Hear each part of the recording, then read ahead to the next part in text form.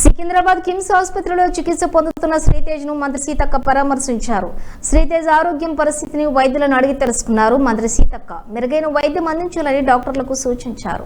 బాలుడు తండ్రి భాస్కర్ తో మాట్లాడి ధైర్యం చెప్పారు. సంధ్యా థియేటర్ తొక్కిసలాట ఘటన దురదృష్టకరమని, ఘటనలో రేవతి చనిపోవడం బాధాకరమని ఆమె అన్నారు. బాలుడు శ్రీతేజ్ ను చూసిన అనంతరం మంత్రి సీతక్క భావోద్వేగానికి లోనయ్యారు. ఒకవైపు తల్లిని కోల్పోయిన శ్రీతేజ్ ప్రాణాలతో పోరాడుతుండటం బాధాకరమని ఆమె పేర్కొన్నారు.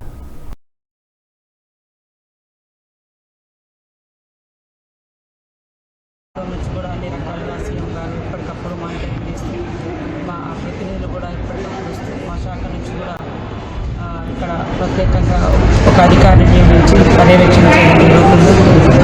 వాళ్ళ మీద రెగ్యులర్గా అంటే వచ్చిపోయే వాళ్ళ ఒత్తిడి కూడా ఉంటుందని ఉద్దేశంతో అవన్నీ కొంత అవాయిడ్ చేస్తారు.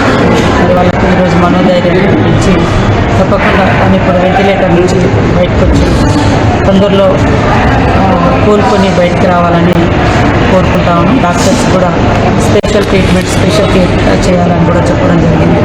తప్పకుండా మాకు హోప్ ఉంది, ఆరోగ్యంగా సంతోషంగా బయటకు వస్తున్నాం.